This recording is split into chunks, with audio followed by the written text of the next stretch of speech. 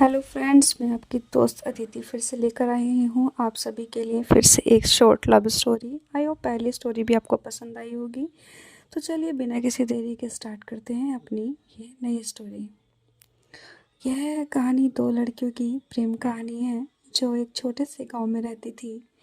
एक का नाम सिया और दूसरी का नाम रिया था। दोनों बचपन से ही एक दूसरे की अच्छी दोस्त थी। सिया बहुत ही शांत और समझदार थी, जबकि रिया थोड़ी चंचल और मज़ेदार थी। वे हर वक्त एक दूसरे के साथ समय बिताते, स्कूल में साथ पढ़ाई करते और छुट्टियों में खेल कूद करते। समय के साथ सिया और रिया के रिश्ते में कुछ खास बदलाव आ गए। सिया को रिया के साथ बिताए गए हर पल में एक अजीब सा एहसास होने लगा, जैसे वह सिर्फ अपनी दोस्त नहीं बल्कि कुछ खास महसूस करने लगी थी।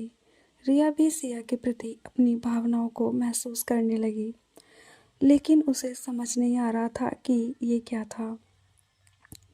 एक दिन जब वे दोनों नदी के किनारे बैठी थी, सिया ने रिया से कहा, क्या तुम मुझे किसी खास तरीके से महसूस करती हो?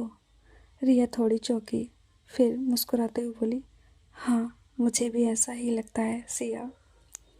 उस पल दोनों के दिलों में एक नया एहसास जागा था।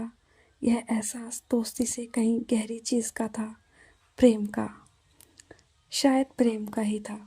सिया और रिया के बीच अब कोई शब्दों की ज़रूरत नहीं थी, क्योंकि वे एक दूसरे को अपनी आंखों से समझने लगी थीं।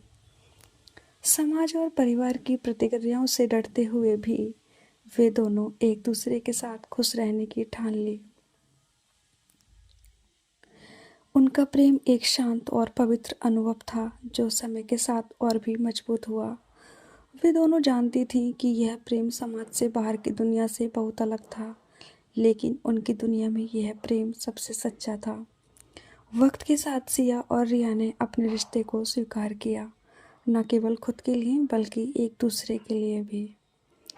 उन्होंने अपने परिवार और दोस्तों को अपनी भावनाओं के बारे में बताया और धीरे धीरे समाज भी उन्हें स्वीकार करने लगा। यह कहानी उन दो लड़कियों की है जिन्होंने अपने दिल की सुनी और अपने प्रेम को समाज की बंदिशों से ऊपर रखा। प्यार है दोस्तों, तो उसके लिए लड़ना भी पड़ेगा, अपनों को समझना और समझाना भी पड़ेगा। ये प्यार ही ऐसा है कि इसे हर कोई समझ भी नहीं सकता। इसलिए अगर प्यार है तो उसे पकड़ कर रखिए और आगे बढ़िए। डरने की ज़रूरत नहीं है।